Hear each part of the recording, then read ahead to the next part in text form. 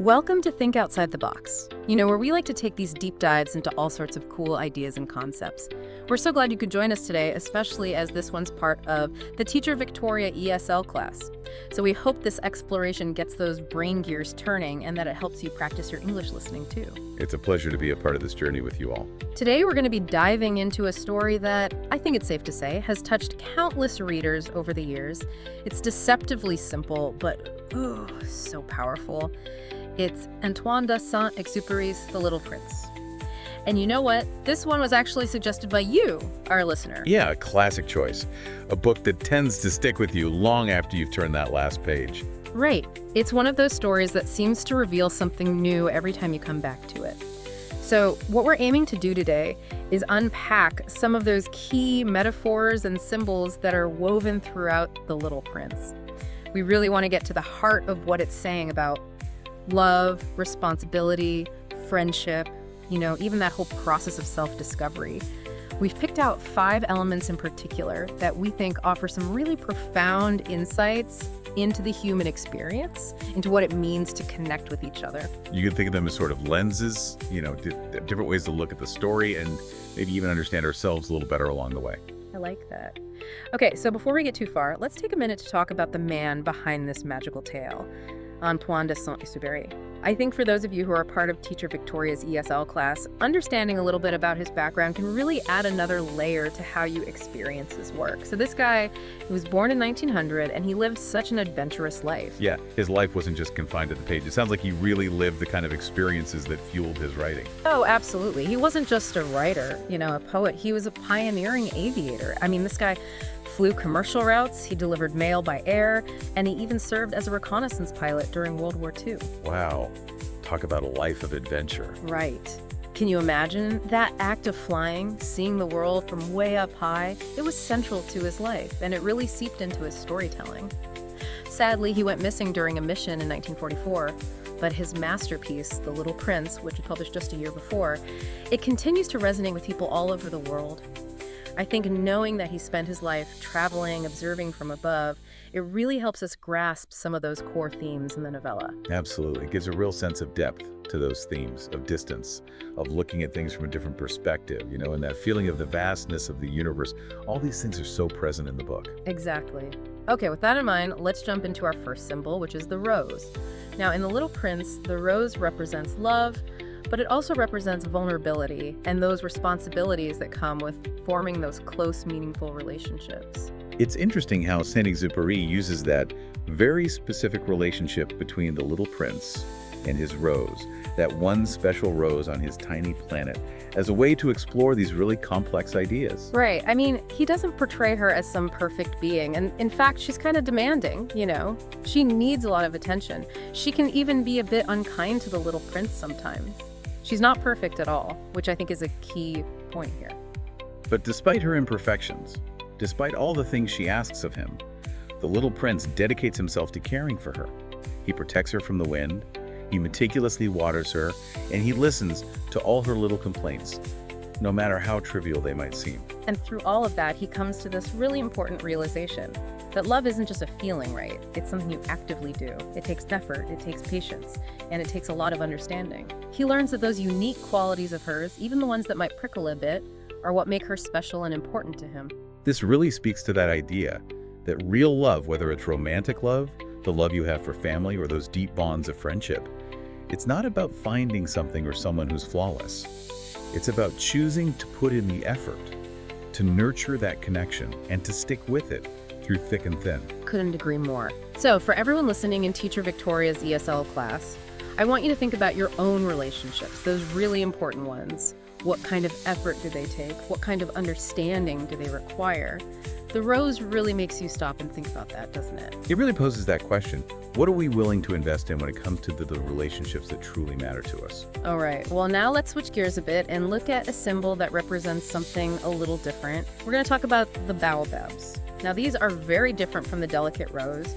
They represent those seemingly small, maybe easy to ignore problems that if you leave unchecked can actually grow into something really destructive. Yeah, that image of these massive baobab trees threatening to take over the little prince's tiny planet, to actually split it apart, it's such a striking visual. It really sticks with you. It does, doesn't it? And that daily ritual the prince has of uprooting those tiny baobab saplings before they can become too strong, it's such a powerful metaphor. It's all about addressing things early on before they have a chance to really take hold and cause damage. Right. It's like if you connect this to our own lives, those baobabs could represent bad habits we might have that we need to work on, or maybe conflicts in our relationships that we shouldn't just sweep under the rug. They could even be bigger societal issues that really need our attention before they become insurmountable problems. Exactly. So I'm curious, for our listeners in Teacher Victoria's ESL class, what are some of the baobabs in your own life, whether they're big or small? What are those things that maybe seem minor now, but if you don't address them, could potentially turn into something more serious down the line? It's a good reminder that sometimes the best approach is to be proactive, not avoidant, when it comes to facing our challenges. Now, let's move on to a symbol that I think brings a lot of warmth and depth to the story, and that's the fox. The fox beautifully embodies the transformative power of friendship and that process of forming truly meaningful bonds. The fox calls it taming. That encounter between the little prince and the fox, it's such a pivotal moment in the story. It's where the prince really starts to understand the significance of connection and those emotional ties that bind us. Absolutely. Through his interactions with the fox, the prince learns that when you invest time and care in a relationship, you create something truly unique and irreplaceable. And the fox says it so well. He says, you become responsible forever for what you have tamed. It's a powerful statement about the commitment that comes with true friendship.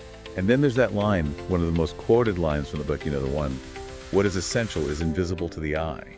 Oh, yes. Such a pivotal moment, a real light bulb moment in this story. The fox is helping the prince understand that it's not the tangible stuff, not the possessions or the way things look on the surface that really matters. It's those invisible qualities like love, trust, and loyalty that are built through genuine connection. It makes you think, doesn't it? When you consider the people you feel closest to, it's not really about their appearance or what they own. It's about the shared experiences, that unspoken understanding, the emotional bond you have. I think for those of you learning English in Teacher Victoria's class, this is interesting because language itself is kind of a tool to build those invisible but essential connections. That's so true. Language is kind of how we tame each other, isn't it? It lets us connect on that deeper level, share our inner worlds. Absolutely. It's how we build those invisible bridges between us. Okay, let's shift our focus now to the stars. In The Little Prince, the stars take on a really layered meaning. They represent the enduring connections we have with those we love, even when they're no longer physically with us. It's interesting how the narrator's whole perception of the stars changes after he meets the Little Prince. They stop being just those distant pinpoints of light in the vast emptiness of space. Right, they become a reminder, almost like an echo of the Little Prince and everything he taught the narrator. Remember when the prince returns to his own star? The narrator talks about how the sound of the stars laughing reminds him of the Little Prince's unique laughter. It's like a sensory connection that lingers.